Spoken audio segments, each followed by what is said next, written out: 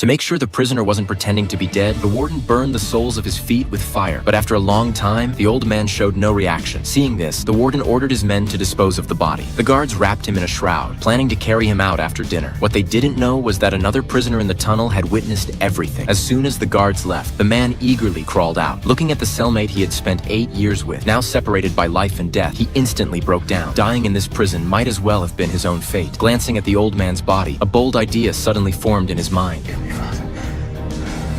He quickly tore open the shroud and dragged the old man's body into his own cell, placing him on the bed in a sleeping position. He cut off some of his own hair and attached it to the old man's head, making him resemble himself even more. Once everything was set, the man returned to the old man's cell, retrieved the treasure map hidden in the wall, and before the guards returned, sewed himself into the shroud. After that, everything depended on fate. Not long after, the guards returned from dinner. Though the body felt a bit heavy as they lifted it, they didn't suspect anything. They opened the shroud, and to be extra careful, tied an iron ball to the ankles before throwing the body into the sea. 1, 2.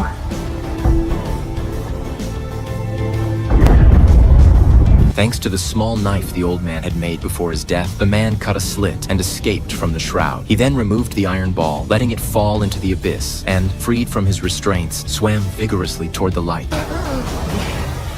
After 14 years of wrongful imprisonment, the man finally escaped, but the danger wasn't over. He had to reach the shore before the guards noticed. Meanwhile, when the guards brought food, they sensed something was wrong. No matter how they called, the man didn't respond. Approaching the bed, they were horrified to see that the person lying there was the old man who had been thrown into the sea. The warden ordered his men to move the bed. To their shock, the stones in the wall moved easily like building blocks. Holding a torch, he looked inside and found a tunnel. They had tools.